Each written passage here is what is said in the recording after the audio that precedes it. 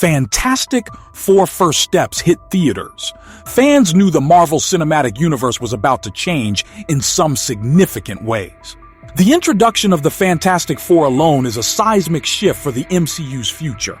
But for those who stayed seated through the post-credits scene, Marvel's classic playground for foreshadowing, we were rewarded with a moment that was not only mysterious and shocking, but utterly game-changing.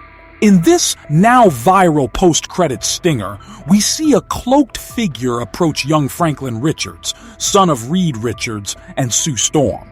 The figure's mask lifts to reveal what seems at first to be none other than Dr. Doom.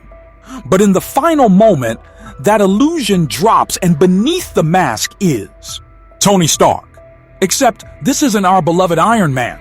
This Tony Stark isn't here for peace. He's here to kidnap Franklin Richards. And from this one brief scene, a universe of questions opens up. Let's start with the implications of seeing Tony Stark alive after the events of Avengers Endgame. Tony Stark's death was a defining moment for the MCU, both narratively and emotionally. But what if this isn't our Tony? What if this is a variant? One of the many alternate versions of Stark that exist across the multiverse. Ever since Loki and Doctor Strange in the Multiverse of Madness, Marvel has made it clear variants are real, and the multiverse is far more populated than we ever imagined. But there's something different about this particular Stark. He's calculated, almost cold. He reveals himself not in the spirit of reunion or redemption, but with the clear purpose of abducting Franklin Richards. That raises the biggest question of all: why Franklin? To understand that, we have to explore who Franklin Richards really is. In Marvel Comics, Franklin Richards isn't just another super-powered kid. He's one of the most powerful beings in the entire Marvel universe. Even as a child, Franklin has displayed abilities that rival or exceed those of gods. He can warp reality, create universes, and manipulate fundamental forces. Some storylines portray Franklin as literally omnipotent. If such a being exists in the MCU, he would immediately become the most valuable and most dangerous asset in existence. So it makes sense that forces from beyond our reality would want him. But why Tony Stark? Why not Kang, the TVA, or some cosmic entity like the Beyonder? This brings us to a much deeper and darker theory. The Tony Stark we saw isn't a random variant. He's a version of Iron Man from an alternate timeline where everything went wrong, a timeline where the moral compass of Stark Industries never corrected. Imagine a world where the events of Iron Man played out differently, where Tony never built the suit in the cave, never escaped, and instead doubled down on militarization, AI control, and global surveillance. A Tony Stark who became obsessed not with saving the world, but controlling it. This version of Tony would view Franklin Richards not as a child, but as a living weapon, a cosmic tool to rewrite reality to his own design. And perhaps, just perhaps, this Dark Stark already tried and failed to control his own version of Franklin, one who maybe rebelled or whose power overwhelmed Tony's tech. This time he's looking for a different version, one still young, still malleable. This idea of a corrupted Tony Stark isn't as far-fetched as it may sound. We've already seen how close our Tony came to authoritarianism. In Avengers Age of Ultron, he created a global defense system without consulting anyone, nearly dooming the planet. In Captain America, Civil War, his advocacy for the Sokovia Accords showed his willingness to compromise freedom for the illusion of safety. Now imagine all of that amplified. No Steve Rogers to check him, no redemption arc, just cold logic and unlimited resources. The multiverse gives Marvel the perfect sandbox to explore this. It lets them show us what happens when Tony Stark becomes the villain. But the twist in the post-credits scene doesn't just reveal this variant Stark, it also subtly reframes the presence of Dr. Doom. In the comics and in fan expectations, Doom is the central antagonist for the Fantastic Four.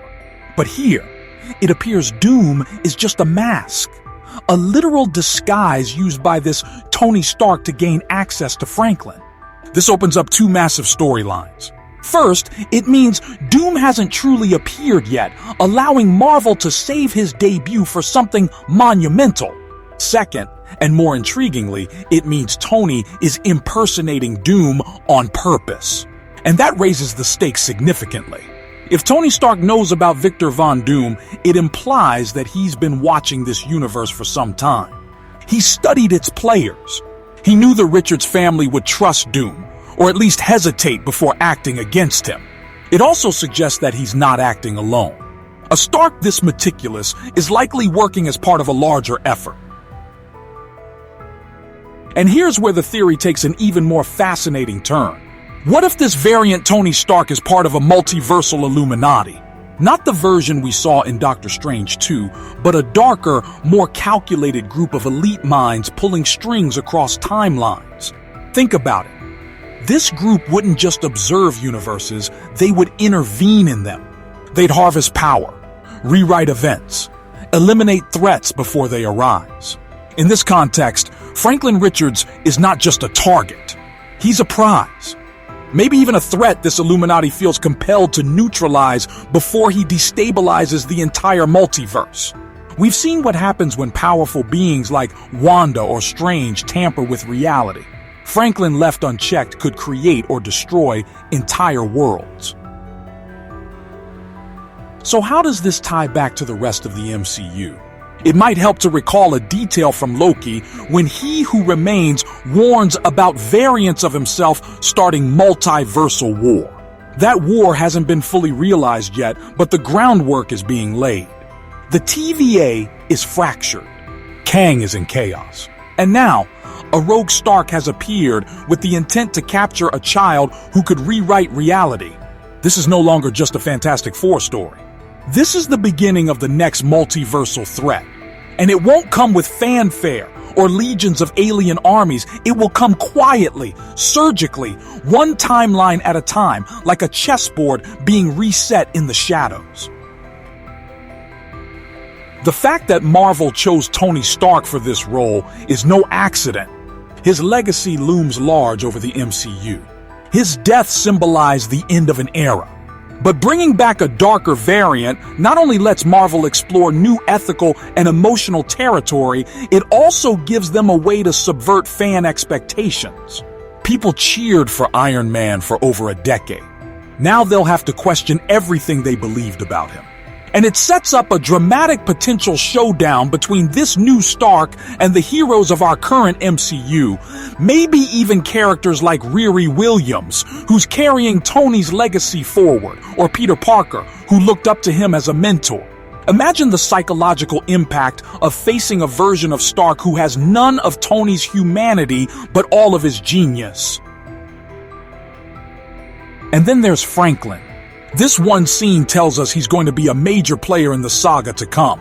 Whether Marvel decides to age him up rapidly using his own powers or keep him young and explore a coming-of-age arc, Franklin Richards is a narrative goldmine. A child trying to understand his place in a reality he might one day be able to control or destroy. A kid who doesn't yet grasp how dangerous he is.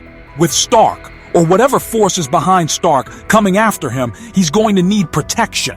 Not just from his parents, but from the larger Marvel universe. This could be the thread that pulls together the next big crossover event.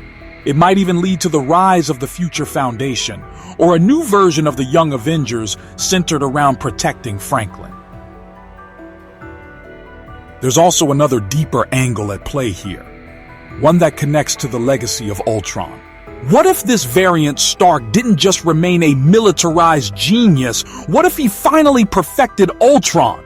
What if Ultron didn't fail in his universe but succeeded? Imagine a Stark who merges with Ultron, becoming a techno-organic hybrid who believes the only way to bring order to the multiverse is through forced control. This would explain his interest in Franklin. Not just as a power source, but as a variable, an unpredictable anomaly that must be secured, analyzed, or eliminated. This would make this Tony far more dangerous than any villain we've seen so far.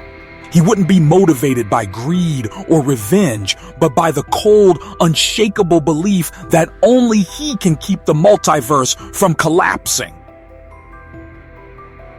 And this brings us full circle to the emotional core of the theory. Franklin Richards represents possibility, while this Tony Stark represents control. Franklin is the spark of creation, the embodiment of youthful chaos and cosmic potential. Stark is the hammer of order, shaped by fear, shaped by regret, desperate to contain what cannot be contained. Their confrontation is not just a battle between good and evil, it's a battle between freedom and control, future and past, chaos and structure. It's a theme that has echoed throughout the MCU, but never with stakes this high. Now think about what Marvel can do with this setup. They could spin it into a series, a trilogy, or weave it throughout multiple films. This single post-credit scene has the potential to redefine not just the Fantastic Four's arc, but the multiverse saga itself. It reframes the coming conflict in deeply personal terms. This isn't just about power. It's about identity, legacy, and the terrifying realization that the greatest threat to our heroes might come from the people they once trusted most. This is what makes the scene so powerful. It lingers, it haunts, and most of all, it excites, because it tells us that the MCU is willing to take risks again. But here's where things truly start to unfold into something much deeper. Because the reappearance of Tony Stark isn't just shocking or dramatic, it's strategic. Marvel Studios knows the symbolic power of that face. They understand that audiences immediately associate Tony with legacy, heroism, and sacrifice. And by turning that icon into a potential villain, or at the very least, a deeply ambiguous force, they're not just expanding the multiverse, they're challenging the audience's emotional expectations. This version of Tony is no longer a product of redemption. He's a product of pragmatism gone unchecked. He's the logical endgame of a mind that believes too much power in the wrong hands is the end of everything. So instead of waiting for Franklin to grow and choose, this Stark chooses for him. Kidnap him early, mold him, maybe even dissect or neutralize him. Because in this Stark's mind, it's the only way to prevent multiversal annihilation. And that raises even more disturbing possibilities. What if Franklin isn't the first child this Stark has targeted? What if this isn't a one-time operation, but part of an ongoing hunt across realities? Imagine a Tony Stark who has moved from universe to universe, capturing young cosmic anomalies, children of power, mutants with unstable genetics, offspring of heroes and villains alike, all of them either locked away or erased from existence. This transforms Tony into something far more than a misguided hero. It makes him a multiversal reaper, someone pruning timelines in a far more terrifying way than even the TVA ever dared. Not for sacred purpose, but for his own vision of survival. In this way, Stark becomes something like Marvel's answer to Ozymandias from Watchmen. A man who does horrifying things not out of madness, but because he believes he's saving the greater whole. Now, zooming out again, we have to ask, where did this Stark come from? What is his universe like? And could we actually visit it in future stories? That could be one of the most fascinating directions for Marvel to explore. Think about a reality where Stark's AI dominance led to an ultra-advanced dystopia. Cities governed by predictive algorithms, people tagged and tracked, superheroes outlawed or mechanized. Maybe in this universe, Stark created an AI version of himself that continued to evolve long after his death, similar to how Arnim Zola was preserved digitally. Over time, that AI Stark became indistinguishable from the man, and eventually it looked outward toward the multiverse. The idea of an AI Stark running simulations on other universes, identifying anomalies like Franklin Richards, and sending versions of itself to correct those universes is chilling, but it's exactly the kind of high-concept science fiction the MCU has been inching toward. And let's not forget the symbolic tension between Tony Stark and Reed Richards. These are two of the most brilliant minds in the Marvel Universe. In comics, they've clashed ideologically more than once.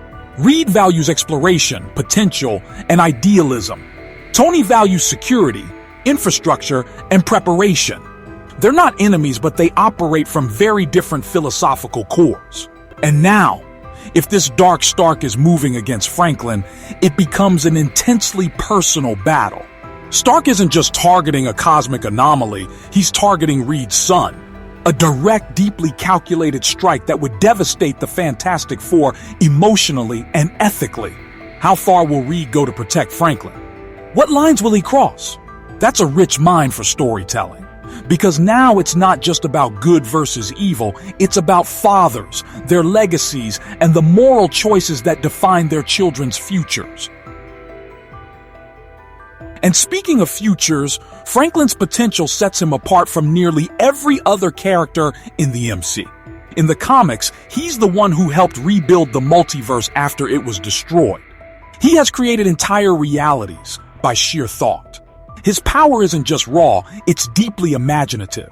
It's about vision. So the idea of someone trying to cage that vision is inherently tragic. And it fits thematically with the concept of multiversal control.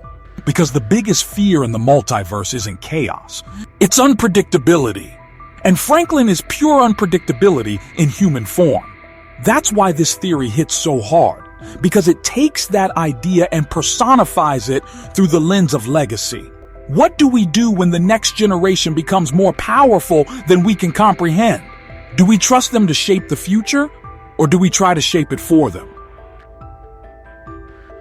This is also where the theory intersects beautifully with another rising subplot in the MCU, the emergence of mutant kind.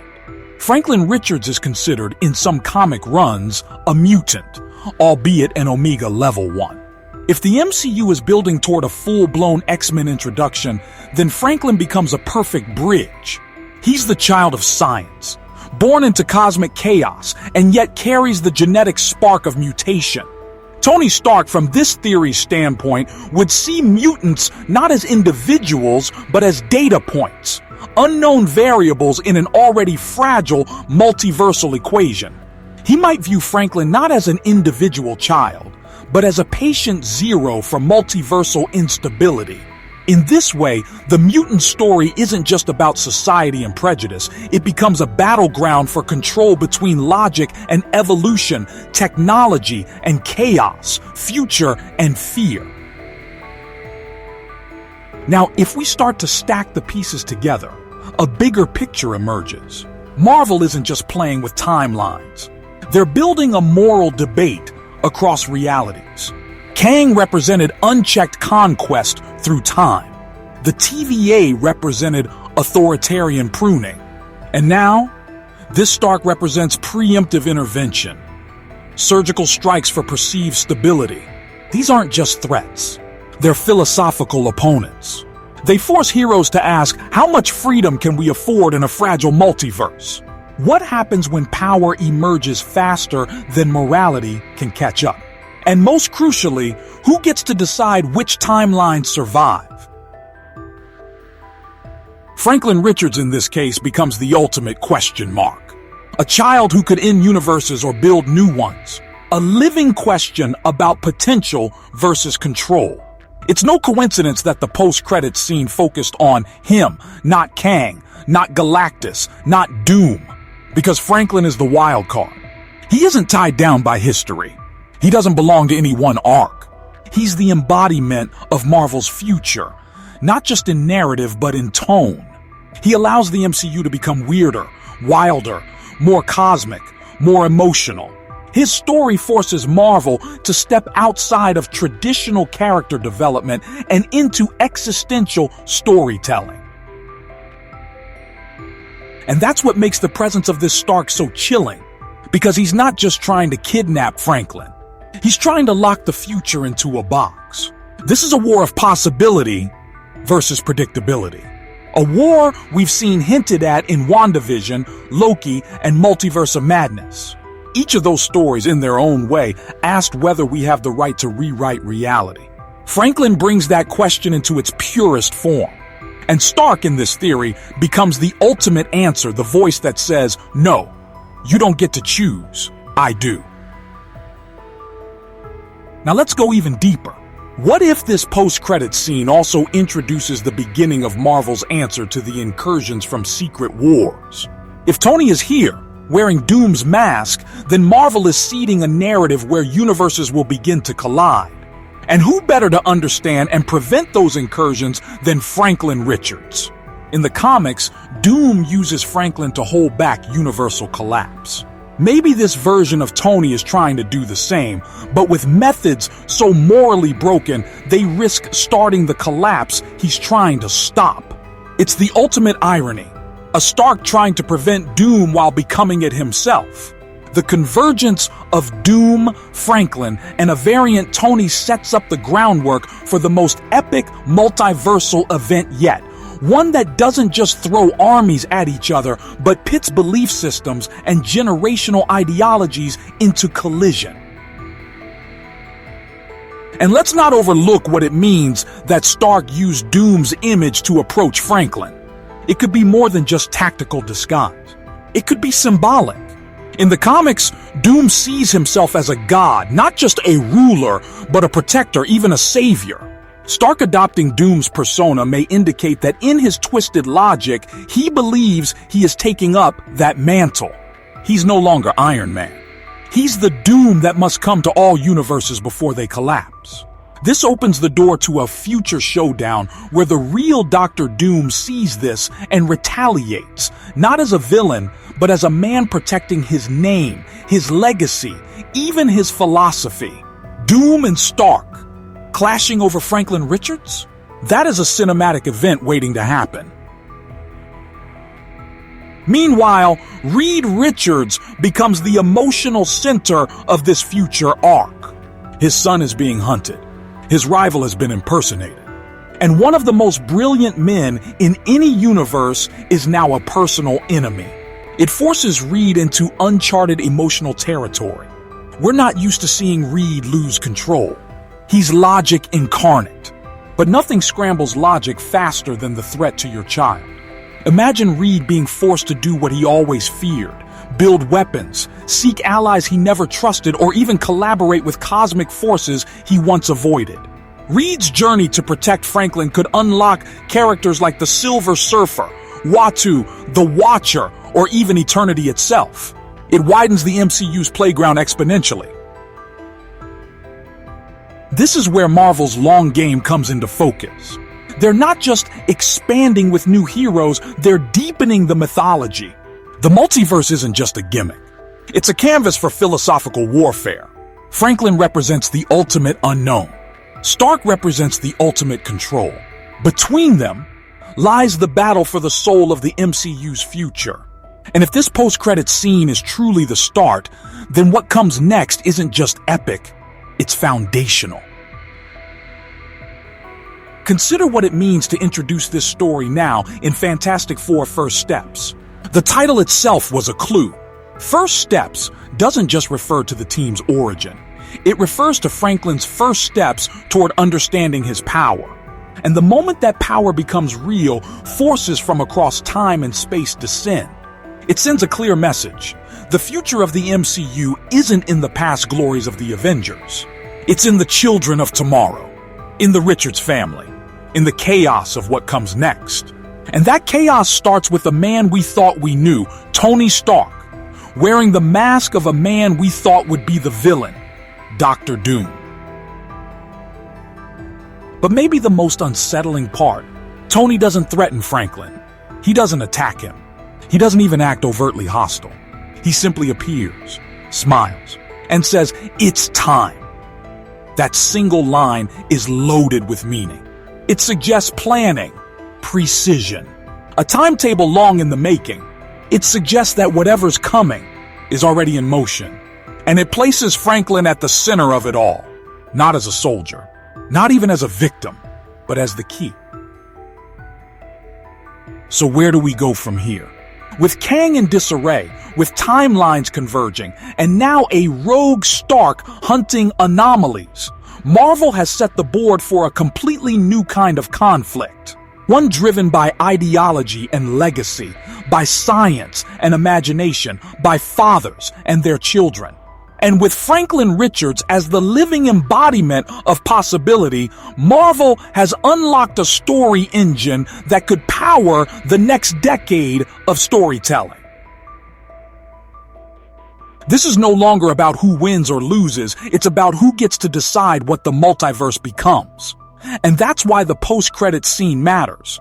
Not because it teased a twist, but because it revealed a truth. The future is here, and the war for it has already begun.